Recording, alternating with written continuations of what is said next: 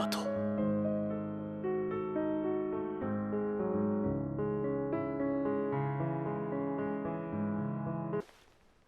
うん。次はこんな感じでいこうかな。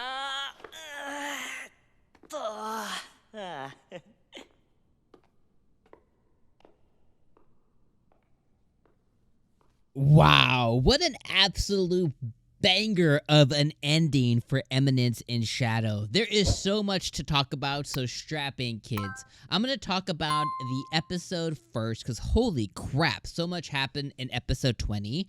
Then I'm going to talk about the actual anime and just kind of the anime, like, you know, as a whole. And then we'll talk about season 2. So first off, oh my god. Again, so much freaking happened this episode. Like, I don't even know where to start. I think the first thing is the ending of the episode with Sid just with the piano. I can't do it. You know, think of Bach. You know, think of like Bach happening here. Like, ooh. Like, my man was playing the piano and it was a badass gangster ending. You know, he practices being a badass. You know, he's like, oh, I am Shadow. He's like, that's it. I was like, yo, my man Sid, he's crazy. But, you know, Sid is practicing and everything. The end of the episode ends off with Princess Rose or Oriana, however you want to say it, making a decision to save the Oriana Kingdom. And the decision to save the Oriana Kingdom is the only thing that she sees as feasible, which is either go it alone or partner up with Shadow Garden. And holy crap, I did not realize that Shadow Garden is like, we all knew that they were a force to be reckoned with. I'm thinking 20, 30, 40 deep. Like, Princess Oriana shows up at the camp, and we get to see that we learn a couple of things when she arrives at the Shadow Garden camp. First off, the camp is placed in what they call the ancient capital of Alexandria. And there's a big effing ass statue with Sid. Oh, wow. Okay. I don't know if that was his idea or the girl's idea. Whatever. The fact is, my man is there just bathing me. He's like, you know, 12 stories tall. Like, oh my God. But we find out that this land is on the Kagano, the Baron Kagano's land, obviously where, you know, Sid grew up and everything. And we find out that in the forest of the land, Sid at a younger age ended up fighting a mist dragon, ended up kicking the mist dragon's ass, and the mist dragon ended up bathing him in dragon's breath and giving him the region. Basically said, like, you're my master now. You know, here's my land. All of which the sun touches is yours, my child. And I was like, Sid's a badass. But anyways, she goes and she joins, and we see all that. We get to learn all of that context and backstory in like one 25-second loop. Amazing. And we see that she joins, and Alpha, you know, calls one of her peons, one of the girls that works for him. She was like, we got a new recruit. And she recruits her and says, like, okay, get to it, soldier. And this girl rips Oriana apart. Gives her a number. You're no longer a name, you're a number. You're number 666. Holy crap, 666. Evil AF. So she's number 666, which tells me there's 600. She's the 666th girl or person, you know, whatever, to join Shadow Garden. Insanity, right? And she destroys her clothes, cuts her hair, and destroys the little, like, origami that she was holding on to that Sid gave her at some point as well. And that, like, broke her immediately, because that was, like, the one thing that she was holding on to for humanity. I was like, you know, part of me is like, oh, but this poor girl, like, not realizing that Sid is, you know, Shadow. Now, I do have really high hope in this whole entire thing for, like, you know, future tense, that she's definitely going to put two and two together, that Sid is Shadow. And the girls are going to have to compete with Rose at this point for Sid's love. You know, obviously, there's 665 other girls as well. Like, holy crap, I can't even, I have no words for that. But regardless, like, you know, Sid, Rose holds a special spot in Sid's heart because if not, he would have just let her die.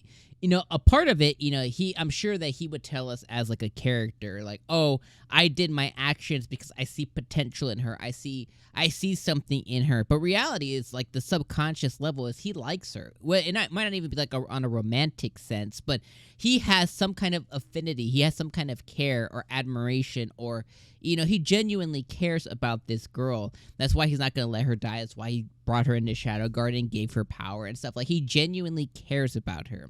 Whether he would admit it or not, is a whole nother facet. But, so it's interesting to see now that she's part of Shadow Garden. Eventually, she is going to come to the knowledge of the fact that Poppy Shadow is Cid. And that's going to be a crazy moment for all of them, for Alpha, Beta, Alexia down the line and everything, right? So I think that was incredible.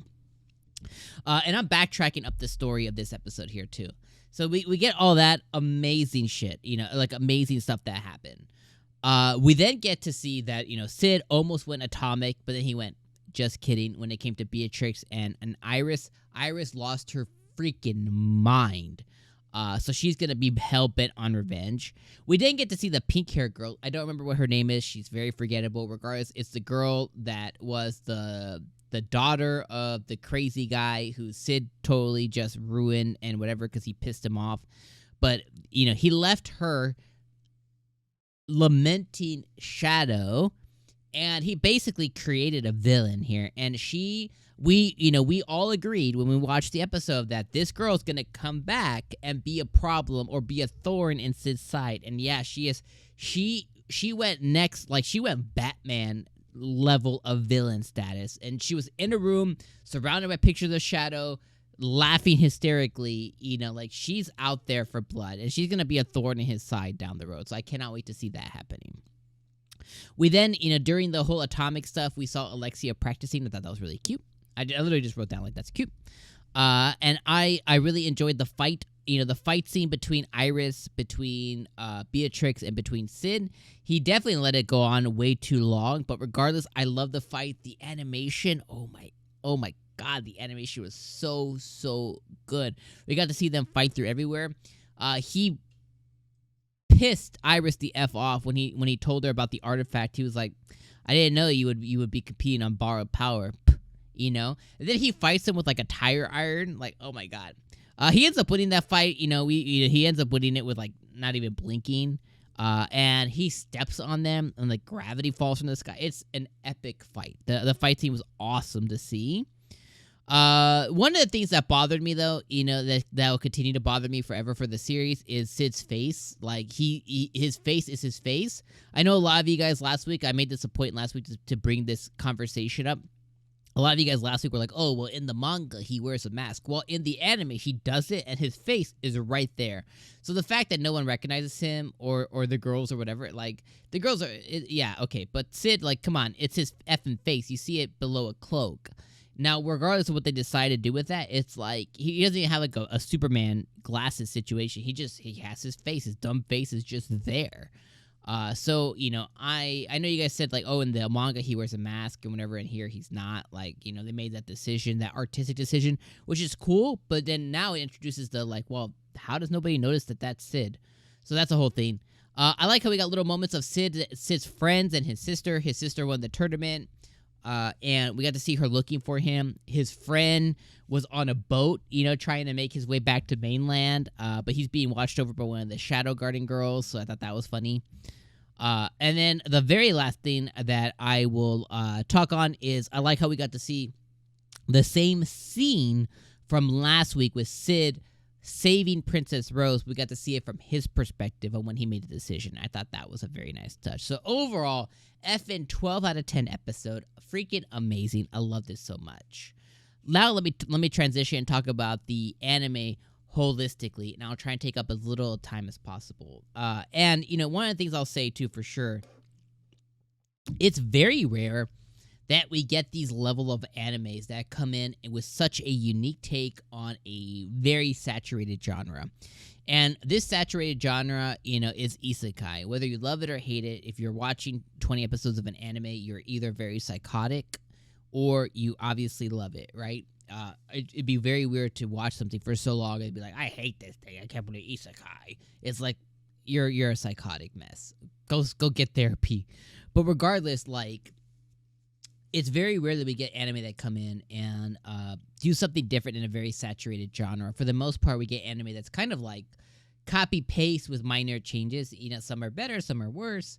But this one really came in and gave us a unique character reincarnated into the world who is sadistic and psychotic and bipolar and like just like all of these mental instabilities. Like, he is crazy. Like, he is a monster. He's a Giga Chad. All of the things. Like, he is a mess.